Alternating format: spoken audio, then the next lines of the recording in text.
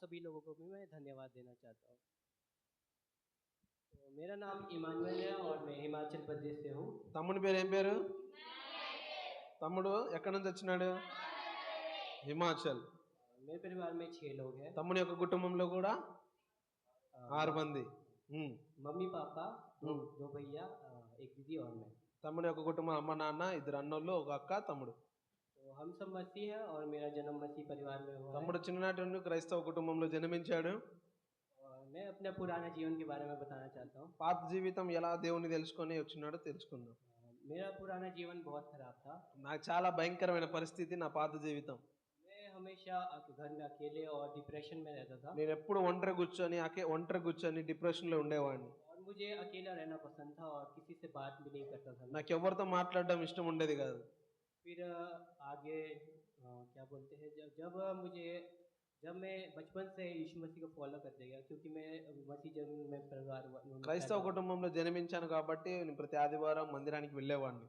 फिर मैंने प्रभु के विरुद्ध मैं पाप में गिर गया और मैंने वचन पढ़ना, बाइबल पढ़ना छोड़ दिया। కొన్ని రోజుల తర్వాత దేవుని వాక్యాన్ని వినడం అన్నా, దేవుని వాక్యాన్ని చదవడం అన్నా, ప్రార్థన చేయడం అన్నా అవన్నిటి నాకు అసహ్యంగా ఉండేది. వాటన్నిటిని విసర్జించిన. मैं प्रभु के विरुद्ध दूर चले गया प्रभु से। मैं ప్రభువు నుంచి నేను దూరంగా వెళ్ళిపోయాను లోకానుసారంగా బ్రతకడానికి. फिर मेरे जो एक बीमारी हो गई, पूरे शरीर में फीवर हो गया। నా యొక్క ఒక అనారోగ్యమైన పరిస్థితి నాకు ఏర్పడింది నా శరీరం అంతలో. मेरी मम्मी मेरे लिए बहुत चिंता करते थे, मेरे लिए प्रार्थना करते थे। మా అమ్మ నా నిమిత్తం చాలా చింతించి బాధపడేది. నా నిమిత్తము लगभग 1 महीने बाद वो बीमारी ठीक हो गया। నా నిమిత్తం ప్రార్థన చేసేది. తర్వాత ఒక నెల తర్వాత దేవుడు నాకు సంపూర్ణమైన ఆరోగ్యాన్ని ఇచ్చాడు. और मैंने चर्च भी जाना छोड़ दिया था। ముందు నేను మందిరాన్ని వెళ్ళడం కూడా మానేసా. కానీ फिर जैसे जैसे मैं ठीक हुआ मैं चर्च जाने लगा। దాని తర్వాత కొద్ది రోజుల తర్వాత నేను తిరిగి మళ్ళీ మందిరం వెళ్ళడం జరిగింది. फिर मेरे जो पास्टर जी है उन्होंने मुझे डीटीएस के बारे में बताया। నేను వెళ్తున్న చర్చ్ పాస్టర్ గారు నన్ను బైబిల్ కాలేజ్ గురించి చెప్పడం జరిగింది. और जो मेरे पास्टर जी के बेटे हैं अभिनव, उसने मुझे डीटीएस के बारे में बताया। పాస్టర్ వాళ్ళ అబ్బాయి కూడా బైబిల్ కాలేజ్ గురించి వెళ్ళి చేసి వచ్చాడు. తన తర్వాత అతను కూడా నాతో మాట్లాడాడు. मैं जब डिप्रेशन में रहता था, अकेले रहता था घर में, मेरा दोस्त अभिनव आया मेरे घर। నేను ఒక్కడిని ఒంటరి కూర్చోవడానికి నేను ఇష్టపడేవాడిని. ఎవరితో మాట్లాడడానికి ఇష్టం లేదు. డిప్రెషన్ ఉండడమే నాకు ఇష్టం ఉండేది. मैं प्रार्थना भी नहीं करता था, पर प्रभु से बोलता था कि मुझे इन डिप्रेशन, इन चीज़ों से बचाओ। నేను ఎప్పుడు ప్రార్థన చేసేవాడిని, దేవా నాకు ఈ డిప్రెషన్ నుంచి నన్ను విడిపించు, దీని నుంచి నన్ను విడిపించు అని. फिर मेरे दोस्त अभिनव के द्वारा प्रभु ने मुझसे बात किया। దాని తర్వాత అభినవ్ ద్వారా అనే అబ్బాయి ద్వారా దేవుడు నాతో మాట్లాడాడు. फिर मेरे दोस्त अभिनव ने बोला आपका जीवन बदल जाएगा और आपको आपका कैरेक्टर पता चल जाएगा। నీ యొక్క చరిత్ర కూడా మారిపోతుంది, నీ ప్రవర్తన కూడా మారిపోతుంది. నువ్వు ఆయన దగ్గరికి అందుబాటులో నువ్వు ఉండు. प्रभु आपके जीवन को बहुत अच्छी रीति से बदलेगा। దేవుడు నిన్ను మంచిగా అద్భుతంగా వాడుకుంటాడు. నీ యొక్క స్థితిగతిని కూడా ఆయన మారుస్తాడు అని చెప్పాడు. क्योंकि उसने अभी डीटीएस किया है। దాని తర్వాత అతను కూడా చేశాడు కాబట్టి బైబిల్ కాలేజ్లో. फिर मैं कुछ दिन बाद डीटीएस के लिए मान गया और मैं इंदौर डीटीएस करने के लिए आया। కొద్ది రోజుల తర్వాత నేను కూడా అతని మాట ఒప్పుకొని నేను కూడా బైబిల్ కాలేజ్కి రావడం జరిగింది. फिर मैं डीटीएस किया। फिर डीटीएस में आने के बाद मैंने प्रभु में इतना विश्वास किया जितना मुझे बचपन से अभी तक नहीं हुआ। చిన్ననాటి నుండి అంత నాకు తెలిసేది కాదు, కానీ అక్కడికి వచ్చిన తర్వాత అనేకమైన విషయాల ద్వారా దేవుని గురించి తెలుసుకున్నా. डीटीएस से पहले मुझे इतना विश्वास नहीं था। కానీ డీటీఎస్కి రాకముందు నాకు అంత విశ్వాసం ఉండేది కాదు. फिर एक सब्जेक्ट है सिन एंड रिपेंटेंस के बारे में। అక్కడ నేను ఒక సబ్జెక్ట్ ద్వారా దేవుడు నాతో మాట్లాడాడు. పాపం అంటే ఏంది, పశ్చాత్తాపం అంటే ఏంది. उस सब्जेक्ट के द्वारा परमेश्वर ने मुझसे बात किया। ఆ సబ్జెక్ట్ ద్వారా దేవుడు నాతో మాట్లాడి ఉన్నాడు. और उस सब्जेक्ट के लास्ट डे में मैंने प्रभु से घुटने देकर प्रार्थना किया। ఆ సమయంలో నేను చాలా మోకాల్లో వంగి దేవుని దగ్గర నేను చేసిన పాపాలను ఆయన దగ్గర ఒప్పుకున్నా. ఆయన విరోధంగా బ్రతికిన దినాలన్నీ కూడా. उस समय मुझे प्रभु पे विश्वास हुआ और मैंने घुटने टेक के सारे पाप प्रार्थना की। అక్కడ కూర్చున్న తర్వాత నేను అనేకమైన విషయాలు ఆయన దగ్గర ఒప్పుకున్న, మోకాళ్ళ మీద ప్రార్థించి और प्रभु ने मेरे सारे पाप क्षमा किए और मुझे शांति दी। ఈరోజు నేను నెమ్మదిగా శాంతిగా ఉన్నా. నేను చేసిన పాపాలన్నీ ఆయన క్షమించాడని. और मुझे फिर उसके बाद धीरे धीरे जब मैं सब्जेक्ट पढ़ने लगा तो मुझे वचन के बारे में और गहराई से जानने की इच्छा हुई। కొన్ని రోజుల తర్వాత ఇంకా కొంచెం దేవుని గురించి ఇంకా బాగా తెలుసుకోవాలని నేను అక్కడ నుండి నేర్చుకున్నా.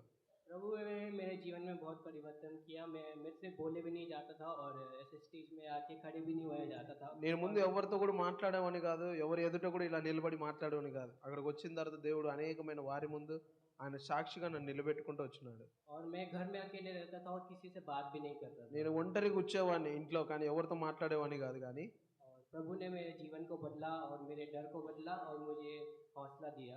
దేవుడు నన్ను, నా కుటుంబాన్ని అంతా కూడా మార్చి తర్వాత మేమందరం ఈరోజు నెమ్మదిగా శాంతిగా ఉన్నాం. और आज मुझे वो डिप्रेशन कुछ भी नहीं है और मुझे किसी बात की भी टेंशन नहीं है। నాకు ఇప్పుడు ఎటువంటి డిప్రెషన్ అనేది లేదు, ఎటువంటి టెన్షన్ అనేది కూడా లేదు. దేవుడిలో నేను ఆనందంగా సంతోషంగా ఉన్నా. और जैसे प्रभु ने मेरे जीवन को बदला, దేవుడు నా జీవితాన్ని ఎలాగైతే మార్చాడో प्रभु आपके जीवन को भी बदलेगा। దేవుడు మన జీవితాలను కూడా మార్చగల సమర్థుడు ఆయన. और आप लोग भी अपने जीवन को बदलना चाहते हैं तो आप लोग भी डीटीएस कर सकते हैं। ఒకవేళ మీరు కూడా మీ జీవితాన్ని మార్చుకోవాలని, ఇంకా దేవుని గురించి తెలుసుకోవాలి, అనేకమైన ప్రాంతాలు తిరగాలి అనుకుంటే మీరు కూడా డిటిఎస్ బైబిల్ కాలేజీలో చేరవచ్చు. और आप लोग में से कोई डीटीएस करना चाहता है तो आप मेरे लीडर जी से संपर्क कर सकते हैं। మీరు ఎవరైనా డిటిఎస్ బైబిల్ కాలేజీలో చేరాలనుకుంటే మీరు మా లీడర్ని సంప్రదించవచ్చు. प्रभु को मैं बहुत बहुत धन्यवाद देना चाहता हूँ। దేవునికి ఎంతగానో వందనాలు చెల్లిస్తున్నాను. सबको अंदर की बंदाल అందరికీ వందనాలు. హల్లెలూయా. తమ్ముడి పేరు ఫ్రమ్ జిల్లా షిమ్లా. తమ్ముని యొక్క కుటుంబంలో ఎంతమంది ఉన్నారు? తమ్ముడు ఒంటరిగా ఉండడానికి ఇష్టపడేవాడు, ఎప్పుడు డిప్రెషన్లో ఉండడానికి ఇష్టపడేవాడు, ఎవ్వరి ముందు మాట్లాడడానికి ఇష్టపడేవాడు కాదు. కానీ ఈరోజు మన అందరి ముందు మాట్లాడుతున్నాం లేదా? కొంతమంది ఇక్కడ కూర్చున్న వాళ్ళందరికీ కూడా ఉంటుంది, నేను అందరి ముందు మాట్లాడలేనే, నేను అందరి ముందు చెప్పలేనే అని. కానీ దేవుడు అనుకుంటే చొప్పిస్తాడా లేదా? ఇప్పుడు తమ్ముడు అంత దూరం నుంచి వచ్చి మన మధ్యలో చెప్పాడా లేదా? మనమన్నా ఇక్కడ కొంతమందే, మేము వెళ్ళిన కొన్ని ప్రాంతాల్లో కొన్ని వేల మంది ఉన్న మందిరాలకు వెళ్ళాం. వాళ్ళందరి ముందు కూడా దేవుడు అతని బిడ్డను నిలబెట్టుకొని గొప్ప సాక్షిగా ఆ బిడ్డను వాడుకున్నాడు. హల్లెలూయా, హల్లెలూయా. ఎన్ని సాక్ష్యాలు విన్నాం? ఇంకా ప్రార్థన చేసుకుని వెళ్ళిపోదామా? ఎందుకు? ఇంకెవరు ఉన్నారు? ఏ అక్క? అక్క సాక్ష్యాన్ని కూడా విందామా వద్దామా? అబ్బాయిలు ఏం చెప్పడంలే. Right right. మన మధ్యలో చెల్లి పునీత ఉంది, పునీత యొక్క సాక్ష్యాన్ని కూడా మనం విందాం.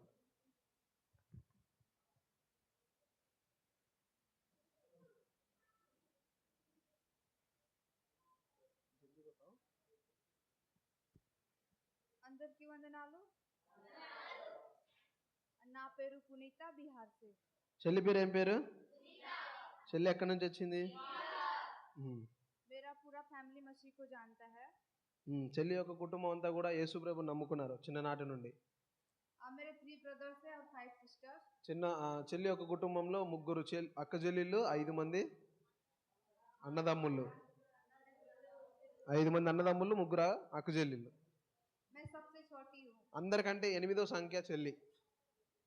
और मेरे परिवार में सभी लोग मसीह है, सभी लोग अच्छा विश्वास करते हैं, अच्छे से चर्च जाते हैं। మా కుటుంబం అంతా కూడా దేవుని నమ్ముకున్నారు, మంచి విశ్వాసంగా అందరూ కూడా మందిరానికి వెళ్తారు. मैं बिल्कुल विश्वास नहीं करती थी, मैं चर्च भी नहीं जाती थी। నేను ప్రార్థనకి వెళ్ళేదాన్ని కాదు, కానీ విశ్వాసం కూడా ఉంచేదాన్ని కాదు, మందిరానికి కూడా వెళ్ళేదాన్ని కాదు. मुझे चर्च जाना बिल्कुल पसंद नहीं था। నాకు మందిరానికి వెళ్ళాలంటే నాకు అసలు ఇష్టం ఉండేదే కాదు. मैं बहुत गुस्सा करती थी अगर मेरे को मम्मी बोलती थी चर्च जाने के लिए। నాకు చాలా కోపం వచ్చేది, మందిరానికి వెళ్దాం దా అంటే. मेरे जो फ्रेंड लोग थे वो देवी देवता को पूजा करने वाले थे। నా స్నేహితులందరూ కూడా పూజలు చేసేవారు. तो लोग ऐसा बोलते थे कि चर्च नहीं जाना, ऐसा अच्छा नहीं होता है। तो मैं भी उनके साथ क्या करती थी कि अपना पढ़ाई करती थी और मैं भी चर्च जाना छोड़ती थी। నేను కూడా మందిరానికి వెళ్ళడం మానేసేదాన్ని, ఎందుకంటే నా స్నేహితులు అనేవాళ్ళు, అమ్మాయి చర్చికి వెళ్ళడం వల్ల ఏమొస్తుంది, అక్కడ ఊరికి వెళ్తారు అని వాళ్ళు నన్ను ఎంకరేజ్ చేసి నన్ను మందిరానికి పంపించేవాళ్ళు కాదు. मेरे को अगर मेरे घर वाले बोलते थे चर्च जाने के लिए तो मैं बहुत गुस्सा करती थी। కానీ మా ఇంట్లో వాళ్ళందరూ చెప్పారు అమ్మాయి మందిరానికి వెళ్దాం అంటే మా ఇంట్లో వాళ్ళందరి మీద నేను చాలా కోపపడేదాన్ని. मैं ऐसा बोलती थी कि चर्च जाके क्या है, मुझे क्या प्रॉब्लम, मुझे कुछ नहीं है, मैं क्यों चर्च जाऊँ, मुझे चर्च जाना अच्छा नहीं लगता। నేను చర్చికి వెళ్ళడానికి నాకేం అవసరం, నేను బాగానే ఉన్నాను, నాకేమైనా పని ఉంటే అక్కడికి వెళ్ళాలి, ఏం లేకుండా ఎందుకు వెళ్ళాలి అనేదాన్ని.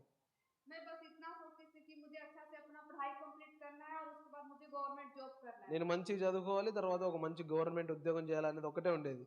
लाइफ में अच्छे से रहना है, फिर ये चर्च जाना, भगवान को मानना, ये सब मुझे बिल्कुल पसंद नहीं था। నేను దేవుని దగ్గరికి వెళ్ళాలి, దేవుని సేవ చేయాలి అన్నది అటువంటి ఇష్టం లేదు కాదు. కానీ నాకు मेरे घर वाले बहुत कोशिश किए मेरे को, लेकिन मैं फिर भी नहीं गई। కానీ నా నిమిత్తం చాలా వాళ్ళు ప్రయత్నించినారు, కానీ నేను తిరిగి మళ్ళీ వాళ్ళ మాట వినేవాడిని కాదు. मैं अपने पापा से बहुत प्यार करती थी, మా నాన్న నేను చాలా ప్రేమించేదాన్ని. क्योंकि मुझे जो भी कुछ चाहिए, जो कुछ भी होता था, मैं एक बार बोलती थी, मेरे पापा मेरे लिए वो कर देते थे। నేను మా నాన్నకి ఏదైనా కావాలంటే ఒక్కసారి చెప్తే మా నాన్న నాకు తిరిగి తెచ్చిచ్చేవాడు. मैं अपने पापा से बहुत प्यार के कारण से, मैं छोटी थी इसलिए मेरे को लोग बहुत प्यार करते थे, मुझे ज्यादा डांटते नहीं थे।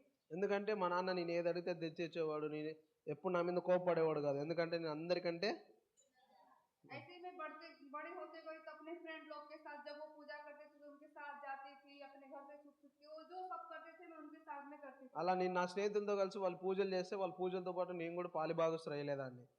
ఎవరికి తెలియకుండా రహస్యంగా. ऐसे ही कुछ दिन होते हुए जब मेरे पापा का बहुत सीरियसली तबीयत खराब हो गया, కొన్ని రోజుల తర్వాత మా నాన్నగారు అనారోగ్యం బాగలేకున్నప్పుడు उनको एक बीमारी हो गई ఒక అనారోగ్యం రోగం వచ్చినప్పుడు और 1-2 साल तक वो ठीक रहे। ఒక సంవత్సరం 2 సంవత్సరాలు బాగానే ఉన్నాడు. फिर उसके बाद मैं बहुत टेंशन करने लगी, मेरे पापा का तबीयत खराब हो गया तो। దాని తర్వాత చాలా నేను టెన్షన్ పడ్డాను మా నాన్నగారు అనారోగ్య పరిస్థితిని చూసి.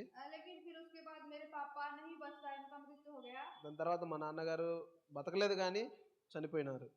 तो उसके बाद तो मैं अपने पापा से बहुत डरती थी, तो मैं बिल्कुल रूम में हो गई, अकेले डिप्रेशन में चली गई। నేను కూడా డిప్రెషన్లోకి వెళ్ళిపోవడం జరిగింది. తర్వాత నేను ఒక్కటే ఒంటరి కూర్చొని ఏడవడం మొదలుపెట్టా. मैं किसी से बात नहीं करती, खाना भी नहीं खाती, कुछ भी नहीं करती थी, ओनली अकेले रूम में रहती थी। ఎవరితో నేను మాట్లాడేదాన్ని కాదు, నేను అన్నం కూడా తినేదాన్ని కాదు, ఎవరితో మాట్లాడకుండా ఒంటరి కూర్చునేదాన్ని రూమ్లో. अगर मैं रूम से बाहर निकली, अपनी पढ़ाई कंप्लीट करने के लिए जाती थी तो रूम से बाहर मेरे को शैतान दिमाग में बार बार डरता था कि तेरा कोई नहीं, तेरे से कोई नहीं प्यार करता है। నన్ను సాతానప్పుడు నన్ను ఎప్పుడు ప్రెజర్ చేసేది. నేను ఇంకా ప్రేమించే వాళ్ళు ఎవరు లేరు, నీకెవరు నీ గురించి పట్టించిన వాళ్ళు లేరని సాతాన్ ఎప్పుడు నా ఆలోచనలో తీసుకొచ్చేది. मेरे दिमाग में यही सोच बार बार डालता था कि तेरा कोई नहीं है। मैं जहाँ कहीं भी जाती थी वहाँ पे बस मुझे मरने का ऐसा ही होता था। నాకు ఎక్కడికి వెళ్ళి నా మాట విన్నప్పుడల్లా నాకు ఇంకా బతకాలని ఆశ ఉండేది కాదు, చనిపోవాలని ఆశ ఉండేది. मैंने बहुत बार मरने की कोशिश की, लेकिन परमेश्वर ने मुझे बहुत बार बचाया। నేను చాలాసార్లు చనిపోవాలనుకున్నా కానీ దేవుడు అనేకమైన సార్లు నన్ను తప్పించాడు.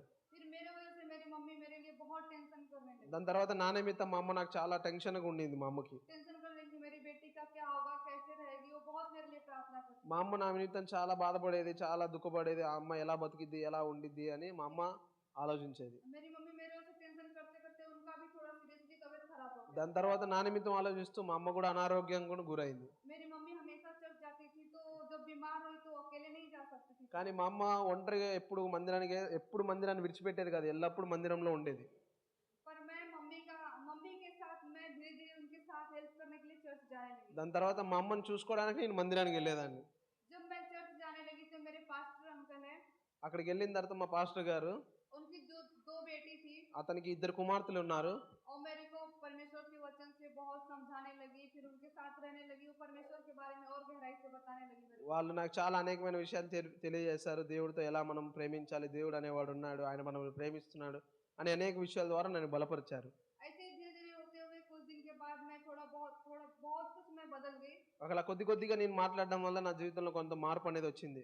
और फिर मेरे पास्टर ने मुझे बपतिस्मा दिया, దాని తర్వాత పాస్టర్ గారు నన్ను బాప్తిసం ఇవ్వడం జరిగింది. और फिर मुझे इंदौर बाइबल कॉलेज के बारे में बताया। దాని తర్వాత ఇండోర్ బైబిల్ కాలేజ్ గురించి నాకు తెలియజేయడం జరిగింది. तो मैं घर से कभी भी पहले नहीं निकली थी, फर्स्ट बार निकली थी। నేను ఎప్పుడు మా ఇంటి నుంచి కూడా వదిలి రాలేదు, కానీ ఫస్ట్ టైం నేను మా ఇంటి నుంచి వదిలి వేరే ప్రాంతానికి వెళ్ళడం. क्योंकि मैं जब घर से बाहर निकलती थी तो मैं हमेशा मेरे साथ गलत ही होने वाला था, लेकिन परमेश्वर मुझे बचाता था। కానీ నేను అనేకమైన సార్లు బయటికి వెళ్ళినప్పుడల్లా నాకు నా సాతాను ఆలోచనలు వచ్చేవి. నువ్వు పనికిరావు, నువ్వు ఇంకా నిన్ను ప్రేమించాలి ఎవరు లేరని అనే ఆలోచనలు తీసుకొచ్చేది. लेकिन जब मैं बाइबल कॉलेज गई तो मैं वहाँ पे परमेश्वर के वचन को अच्छे से पढ़ी, स्टडी की। అక్కడికి వెళ్ళిన తర్వాత దేవుడు వాక్యాంతా నాతో మాట్లాడాడు. वहाँ पे मुझे बहुत अच्छे से बाइबल के बारे में पता चला कि परमेश्वर हमसे बहुत प्रेम करता है। వాక్యం ద్వారా దేవుడు మనల్ని ఎంతగానో ప్రేమిస్తాడని ఆ వాక్యం ద్వారా దేవుడు నాతో మాట్లాడాడు. जो मेरे दिमाग में बुरा सोच था, जो डिप्रेशन था, నాకు ఆలోచనలు, నా తలంపులన్నీ కూడా డిప్రెషన్లో ఉండే ఆలోచనలను मेरे से कोई తీసేశాడు. नहीं प्यार करता है, मैं अकेली हूँ, परमेश्वर मैं उस सब बातों को भूल करके నన్ను ఎవరు ప్రేమించే వాళ్ళు లేరు అని నేను అనుకున్నా, కానీ దేవుడు నన్ను నాకంటే ఎక్కువ ప్రేమించే అతను యేసయ్య ఉన్నాడని నేను అక్కడ తెలుసుకున్నా. एक सब्जेक्ट के द्वारा, फादर हार्ट ऑफ गॉड के द्वारा ఒక సబ్జెక్ట్ ద్వారా నాతో మాట్లాడినాడు, తండ్రి యొక్క హృదయం గురించి. परमेश्वर के प्रेम के बारे में जानी मैं। తండ్రి యొక్క ప్రేమ అంటే ఏందో నేను తెలుసుకున్నా. उसके बाद मेरे दिमाग में नेगेटिव बात, कोई भी वैसा ख्याल नहीं आता है। దాని తర్వాత అటువంటి దురాలోచనలు కానీ, చనిపోవాలి కానీ ఇట్లాంటి ఆలోచనలు నాలో వచ్చేవి కాదు. मैं अच्छे से रहने लगी, अच्छे से खाना पीना सब कुछ अच्छे से దాని తర్వాత నేను మంచిగా ఉండడం జరిగింది, మంచిగా తినడం, మంచి తాగడం కూడా జరిగింది. परमेश्वर मेरे पुराने जीवन को बदल करके एक नए जीवन में मुझे एक नया जिंदगी दिया। దేవుడు నా పాత జీవితాన్ని విడిచిపెట్టి ఒక నూతనమైన జీవితాన్ని ఆయనలో నాకు తీసుకొచ్చినాడు. अभी मेरे घर वाले, मेरे गांव वाले बहुत खुश हैं मुझे देख। ఈ రోజు నన్ను బట్టి నా కుటుంబము, నా గ్రామంలో ఉండే వాళ్ళందరూ సంతోషంగా ఉన్నారు. अभी परमेश्वर मुझे संभाल के रखा है ఇంతవరకు దేవుడు నన్ను రక్షించుకుంటూ ఆయన కాపాడుకుంటూ వస్తున్నాడు. और परमेश्वर की सेवा में इस्तेमाल कर रहा है। దేవుడు ఈ రోజు నన్ను ఆయన సేవలో నన్ను వాడుకుంటూ ఉపయోగిస్తున్నాడు. इस गवाही के द्वारा परमेश्वर आप सभी को ఈ సాక్ష్యం ద్వారా దేవుడు మిమ్మల్ని అందరినీ దీవించును గాక. अंदर की అందరికీ వందనాలు. హల్లెలూయా. ఎంతమంది సాక్ష్యాలు? దేవుని చిత్తమైతే మరొకసారి వచ్చినప్పుడు మరొక ప్రాంతాల నుంచి తీసుకొస్తా. ఎంతమంది? 5 మందేనా? ఈసారి దేవుని చిత్తం అయితే పంజాబ్ వాళ్ళు తీసుకొద్దాం. ఎవరిని? వాళ్ళందరు సిక్కులు. వాళ్ళందరూ ఏం కట్టుకుంటారు తెలుసా? పగిడి అని ఇట్లా కట్టుకుంటారు. వాళ్ళు తీసుకొద్దాం. మనం వాళ్ళ దగ్గర కూడా వెళ్దామా వద్దా? వెళ్ళాలంటే మనం ఏం చేయాలి? ఎవరికి చేయాలి? దేవుడిగా. ఇప్పుడు చెప్పానండి. మీ బెస్ట్ ఫ్రెండ్ తీసుకెళ్తాడు. ఇక్కడున్న ఫ్రెండ్స్ నమ్మొద్దు, ముంచుతారు. నువ్వు పంజాబ్ వెళ్తావరా అని చెప్పి నేను ఇంకా దొక్కుతారు. నువ్వు అక్కడికి వెళ్తావరా అని దొక్కుతారు. కానీ వాళ్ళు చెప్పొద్దు, కానీ ఆయన చెప్పాలి. ఎవరికి? అక్కడ నుంచి ఇక్కడికి రావాలి, ఇక్కడ నుంచి అక్కడికి సేవ చేయాలనా లేదా? అందరము ఆయన కొరకు నిలబడ్డామంటే మన కొరకు ఆయన నిలబడతాడు. ఒక్క అడుగు దేవుని కోసం వేస్తే 100 అడుగులు ఆయన మన కోసం. సినిమాలో డైలాగ్ కాదు ఇది. దేవుని కొరకు ఒక్క అడుగు మనం వేయండి. మన అవసరతలు, మన బాధ్యతలు అన్నీ ఆయన ఒక తండ్రిలాగా, ఒక స్నేహితుల్లాగా మనకుండి చూసుకుంటాడు. హల్లెలూయా. సాక్ష్యాలు మనం విన్నాం. ఆ సాక్ష్యాలు మనం కూడా ఇతరుల కొరకు నిలబడాలి. చెల్లెల వయసులు ఏం పెద్ద పెద్దగా ఉండవు. ఒక చెల్లి వయసు 16, ఒక చెల్లి వయసు 20, తమ్ముడి వయసు 20, ఇంకో తమ్ముడు 24, నా వయసు 25. 23 సంవత్సరాల్లో మేము సేవ కొరకు పరిగెత్తాం. దేవుడు అనేకమైన ప్రాంతాల్లో మమ్మల్ని తిప్పుతున్నాడు. ఒక్క యవనస్తుడు తయారైతే ఎన్నో ప్రాంతాలు రక్షింపబడతాయి. హల్లెలూయా. ఈరోజు మనం సేవ చేద్దామా, సర్దుకుందామా? ఎంతమంది సర్దుకుందాం అనే వాళ్ళు? సేవ చేద్దామనే వాళ్ళు ఎంతమంది? ఈరోజు తెమ్ముల్లో చెల్లెలు వాళ్ళందరూ దేవుని నమ్ముకోవడం బట్టి వాళ్ళ కుటుంబాలు సంతోషంగా ఉన్నాయి. వాళ్ళ గ్రామాల్లో వీళ్ళని బట్టి సంతోషిస్తున్నారు. పలానా పిల్లలు పలానా ప్రాంతంలో సేవకి వెళ్ళారు, దేవునికి మహిమకరంగా బతుకుతున్నారు. ఈరోజు మన పిల్లలు బయటికి వెళ్తున్నారంటే తల్లిదండ్రులు గుండెల మీద చేతులు వేసుకొని పడుకోగలుగుతున్నారా? భయం భయం. ఏం వార్త ఇంటికి తీసుకొస్తారని. అవునా కదా? తల్లిదండ్రులు గౌరవించాలనా లేదా? పెద్దలకి లోబడి ఉండాలి, వారి మాట వినాలనా లేదా? అప్పుడు మనం ఎవరు స్నేహితులు అవుతాం? రైట్. దేవునికి స్నేహితులు అవుదాం. మనం కూడా చక్కగా సాక్ష్యాలు నేర్చుకుందాం. సాక్ష్యాలు చెప్పేటట్లు దేవుడు మనమల్ని కూడా అనేక ప్రాంతాలకి తీసుకెళ్ళాలి. అనేకమైన ప్రాంతాల్లో మనం కూడా సువార్తని ప్రకటించాలి. దేవుడు మనమలందరినీ ఆయన కృపలో మనకి ఇప్పుడు ఎల్లప్పుడూ మనకు స్నేహితుడు వెనువెంట ఉండి నడిపించును గాక. ముందున్న సమయాన్ని దైవజనం చేతికి అప్పచెప్తున్నాను. Okay, thank you. చాలా సంతోషం. మన మధ్యలోకి వచ్చినటువంటి అన్న వాళ్ళకి బిగ్ క్లాప్స్ కొడదాం, అక్క వాళ్ళకి కూడా బిగ్ క్లాప్స్ కొడదాం.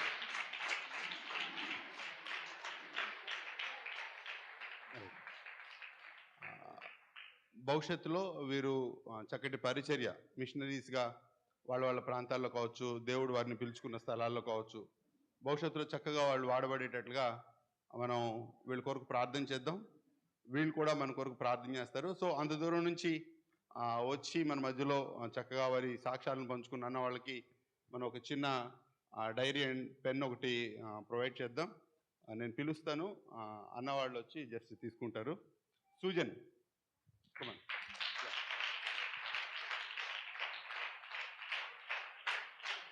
Take diary and pen.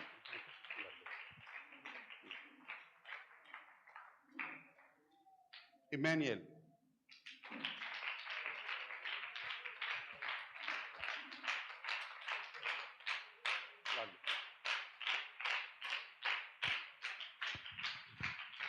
Sister Muskan, come.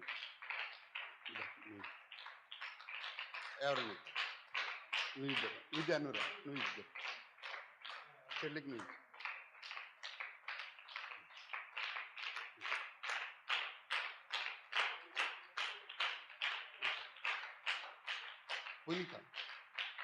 పునీత శ్రేష్ఠ అన్నారు.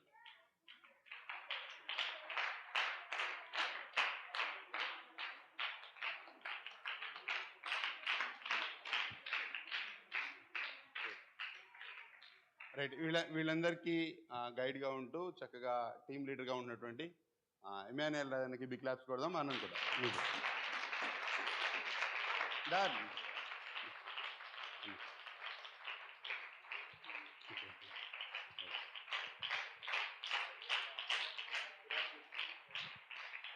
ఓకే, సంతోషం.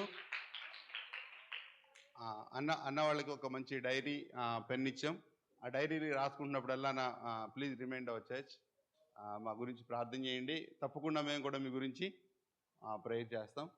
ఓకే, ఫైనల్గా అన్న తెలుగు సాంగ్ ఏమైనా పాడిస్తారా?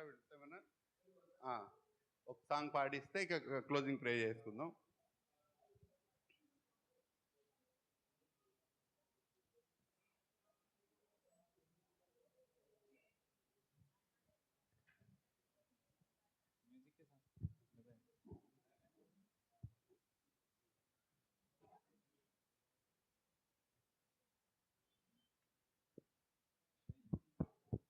और एक बार अंदर की वंदनालो.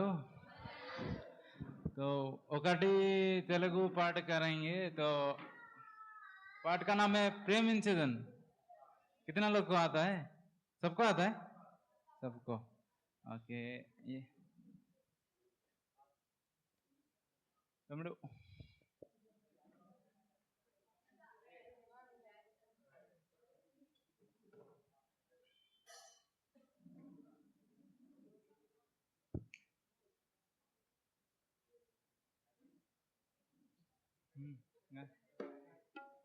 ప్రేమించిదన్ అధికముగా ఆరాధింతున్ ఆసక్తితో. ప్రేమించిదన్ అధికముగా ఆరాధింతున్ ఆసక్తితో. నిన్ను పూర్ణ మనసుతో ఆరాధింతున్ నిన్ను పూర్ణ బలముతో. ప్రేమించిదన్ నిన్ను పూర్ణ మనసుతో ఆరాధింతున్ నిన్ను పూర్ణ బలముతో. ప్రేమించిదన్ నీకే ఆరాధన ఆరాధన ఆరాధన ఆరాధన నీకే ఆరాధన ఆరాధన ఆరాధన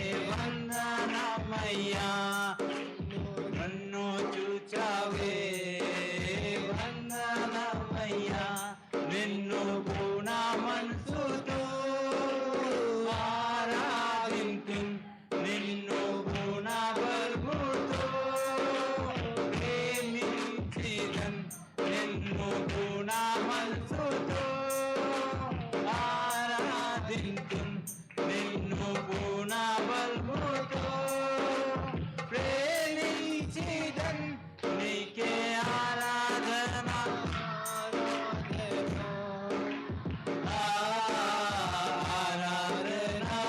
ఆరాధన నీకే ఆరాధన ఆరాధన ఆరాధన ఆరాధన యెహోవా రఫా యెహోవా రఫా స్వస్థపరచవే వందనమయ్యా యెహోవా రఫా యెహోవా రఫా స్వస్థపరచవే వందనమయ్యా స్వస్థపరచవే వందనమయ్యా స్వస్థపరచవే వందనమయ్యా నిన్ను పూర్ణ మనసుతో ఆరాధింతున్ నిన్ను పూర్ణ బలముతో ప్రేమించిదన్ నిన్ను పూర్ణ మనసుతో ఆరాధింతున్ నిన్ను పూర్ణ బలముతో ప్రేమించిదన్ నీకే ఆరాధన ఆరాధన ఆరాధన ఆరాధన నీకే ఆరాధన ఆరాధన ఆరాధన ఆరాధన ఆరాధన ఆరాధన हालेलुया परमेश्वर की स्तुति हो రైట్, చాలా చక్కగా చక్కటి పాటలు పాడారు. దేవుని నామానికి వందనాలు. రైట్, వీళ్ళ కొరకు నాన్నగారు ప్రార్థన చేస్తారు, తర్వాత మనం ముగించుకుందాం. అయిపోయిన తర్వాత బయట టీ ఉంటుంది, పెద్దవాళ్ళు టీ తీసుకోండి, పిల్లలు బిస్కెట్స్ అండ్ టీ తీసుకోండి. ఓకే,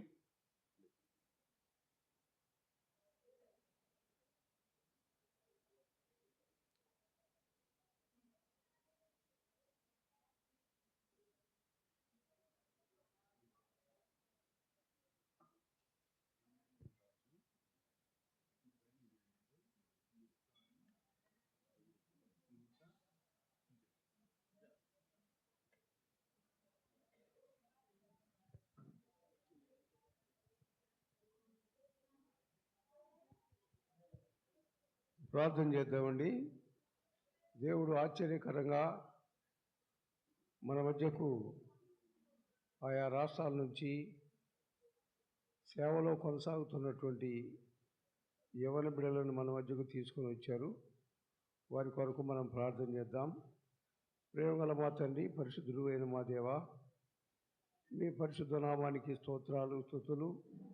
వారు తండ్రి మీకు మీ సన్నిధిలో ఒడంబడిక చేసుకున్నారు నాయన.